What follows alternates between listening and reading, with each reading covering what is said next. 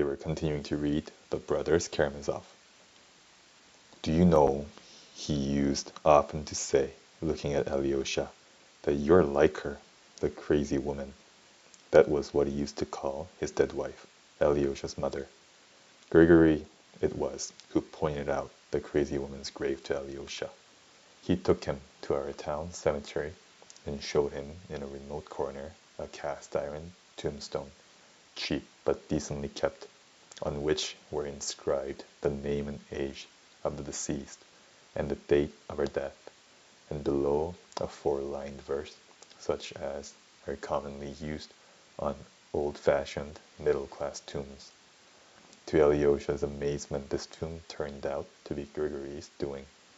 He had put it up on the poor crazy woman's grave at his own expense, after Fyodor Pavlovitch, whom he had often pestered about the grave, had gone to Odessa, abandoning the grave and all his memories. Alyosha showed no particular emotion at the sight of his mother's grave. He only listened to Grigory's minute and solemn account of the erection of the tomb. He stood with bowed head and walked away without uttering a word. It was perhaps a year before he visited the cemetery again, but this little episode was not without an influence upon Fyodor Pavlovitch, and a very original one. He suddenly took 1,000 rubles to our monastery to pay for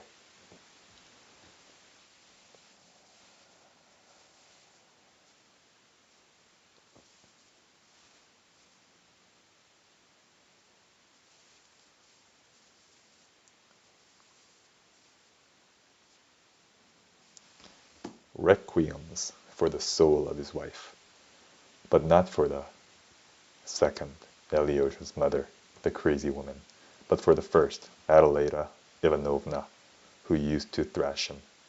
In the evening of the same day he got drunk and abused the monks to Alyosha.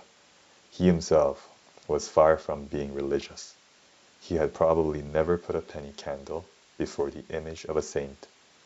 Strange impulses of sudden feeling and sudden thought are common in such types. I have mentioned already that he looked bloated.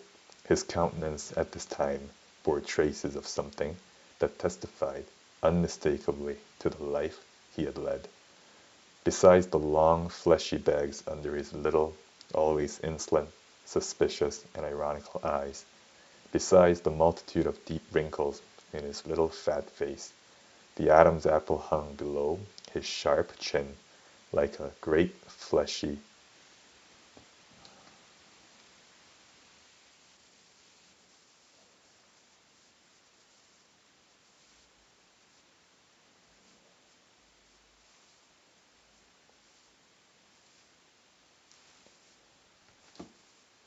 goiter, which gave him a peculiar, repulsive, sensual appearance. Add to that a long,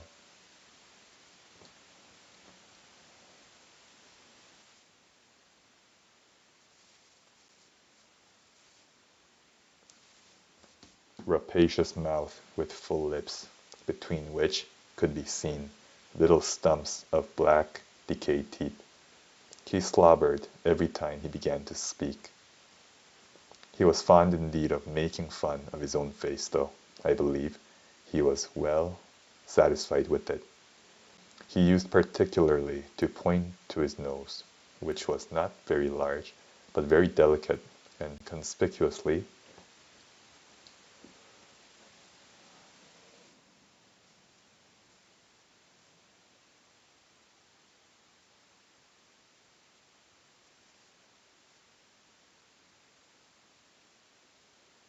aquiline. A regular Roman nose, he used to say. With my goiter I have quite the countenance of an ancient Roman.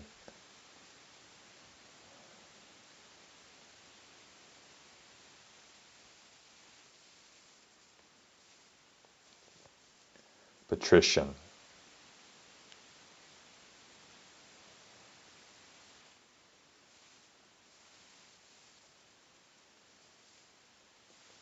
Of the decadent period.